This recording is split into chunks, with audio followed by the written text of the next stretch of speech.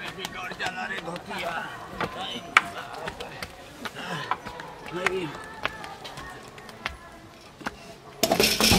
कौन बात करे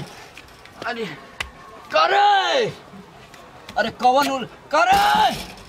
अरे उलट गल करे उठा ना तब मैं गोदिया अरे बाबू तू का कर गिला हो उनका हमारे परिचय था कौन मरे ए हटे अल्टा बाल्टा लिया ले धोतिया में देखा थी तो अटकले रे बोई जाला रे अरे रुको हमारे पहले रुको रुको अरे खोला ले तो लौरवा से मैं साफ कर दे अरे बाप रे अरे निकल ले जल्दी कौन अरे काम ख जाए दे अरे रुको हमारा बड़ी जोर अरे हमारे लगल अरे रात के परेशानी कत लगी अरे बाबू रुको ले कि वही में उलट गए मिर्गी आ गई का अभी ना घुसल नहीं तेरे लागल चिल्लाए उठ रहा तो मैं गोदिया से तोर साफ कर देब न लिया बाप रे निकले अरे अरे बाप रे बाप कहां साइज बड़ा अरे निकले अरे तो हमनी के दू आदमी के बात है नंबर अरे घंटिया निकले रे पहले अरे तारा स्टेशन में काना हगले ला है जगह करे स्टेशन में जगह नहीं था 5 तो देखो हगले लौनी तो ए बाबू अरे हाय देखा तो कहत पहले हम जाई तब मार के खोपरिया से कनवा लाल कर दे अरे निकले बेटा होता तो और बोलन करे तो अरे ढकेला मत न हक दे तो साफ करे के पड़ जाई तो ने लोग के अरे हटिए अरे है नहीं बा हमनी के नंबर पहले लगा था अरे कौने का नाती है निकला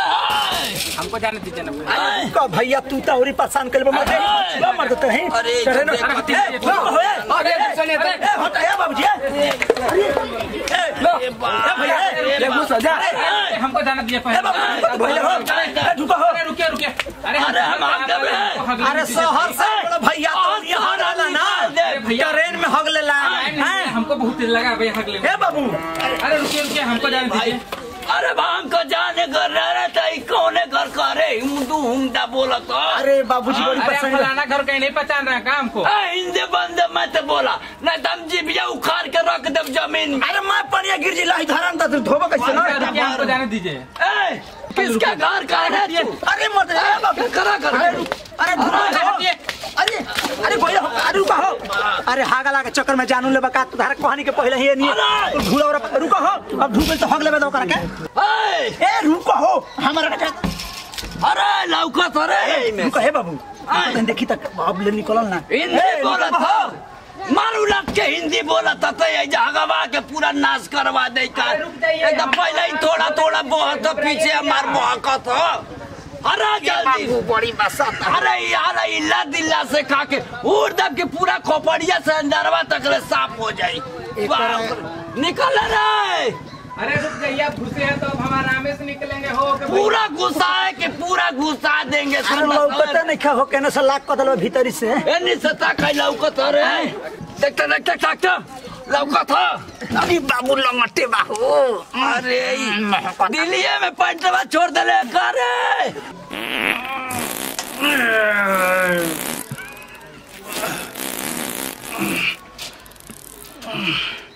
ए बाबू कब ले निकली हो अरे देख ना रे दोबारा देखा धोतिये में हो जाई अरे ई तो हो जा मत हूं करत रे अरे डाल दे तोर नकिया में लौरावा निकल रे तू ही ने देखा हम ना देबे करे यही जाई त हमारा के मत भेजियो बोने अरे निकल रे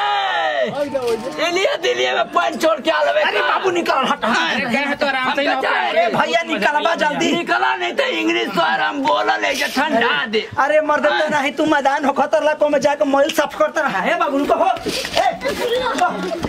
अरे एकदम रे अरे बाप हो बाप ए बाबूजी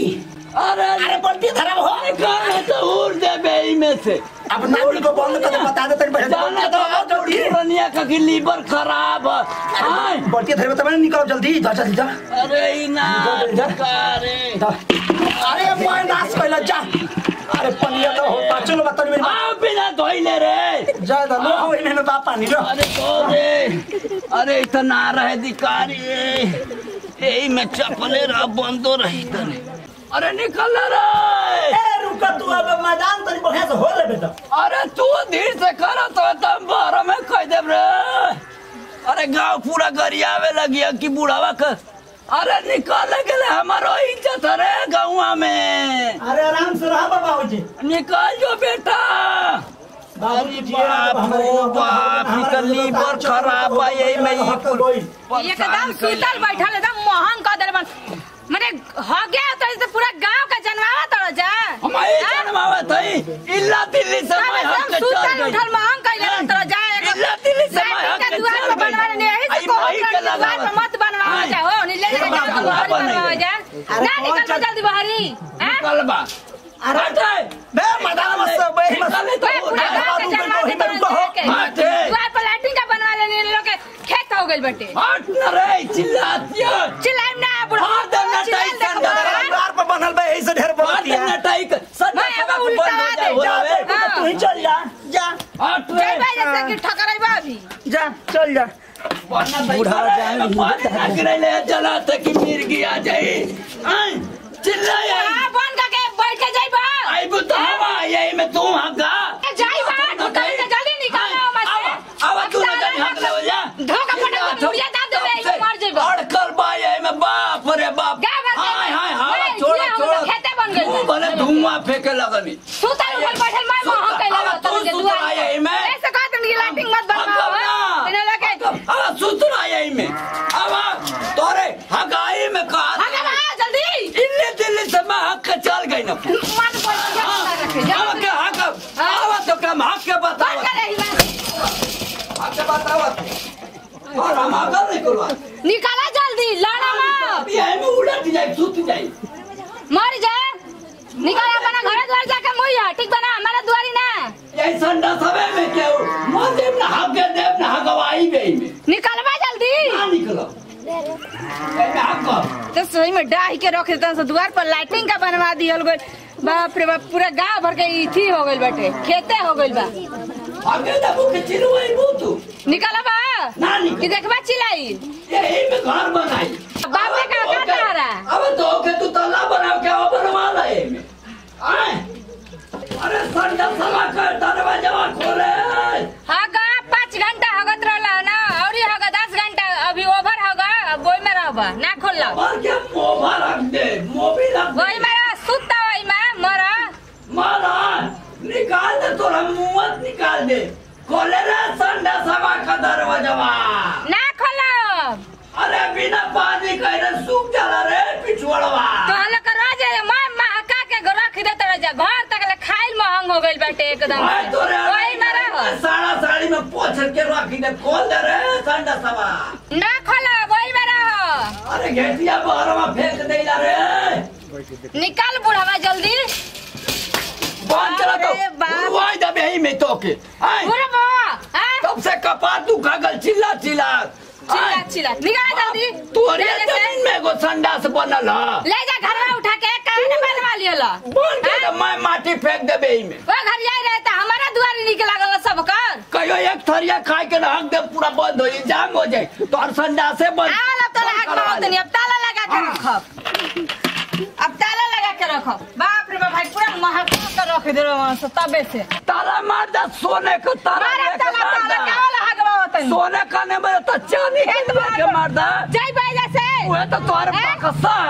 रख दे आला ताला हगवा होतन यालो चल यालो मैं द्वार किच किच के रख देता ना से नहीं के ना बोल के एकदम नाजायज फायदा उठा ले आवाज तो सोने का पानी चढ़वाला हां वही में का देखला अगले नथुनी का पानी में चढ़ाला पानी चिल्लाते ये नहीं के घरे दुआरे संडास फोड़ दे संडास अब उलाटी दे आई के हैरान के रहा जा अपना घर उलटी हां नमस्ते प्रणाम भैया। जो भी घटना है सही हुआ है, देखिए पीछे संडास से यहीं पर घटना हुआ है। आप जो भी बोलेंगे आप लोग के सामने बोलेंगे। नमस्कार प्रणाम। हमने आज जब से भोजपुरी समाज के गोड़ छुके गोड़ लागते नहीं कुंदन का हलौत नमस्ते। नए वीडियो में काम करने के लिए आए भाई, नमस्ते हमारी तरफ से भी सभी लोग भाई और बहनों को प्रणाम करते गोड़ छुके गोड़ लगते नहीं भैया। सावधान हो जाए के बा, स्वच्छ इंडिया बनावे के बा। कहे के मतलब देखी 16 शौचालय जे सामने बा। आज के घटना ही बा कि मने कि लाइन लागल बा, गांव में एगो ही बनल बा, ठीक बा। तेकरा खातिर लाइन लागल बा तो हम ही कहम कि जेकरा जेकरा के मिलल बा पैसा उ सब कोई अपन अपन जमीन में बनवा ले कि ऐसन हमने संग जन घटल हा उर्वर संग ना घटे। तो इहे से मने कि में बावे ज़्यादा कुछ ना कह जाए। जैसे दी विदाई फिर अगला वीडियो मिलल जाए। जय हिंद, जय भारत, जय भोजपुरी समाज।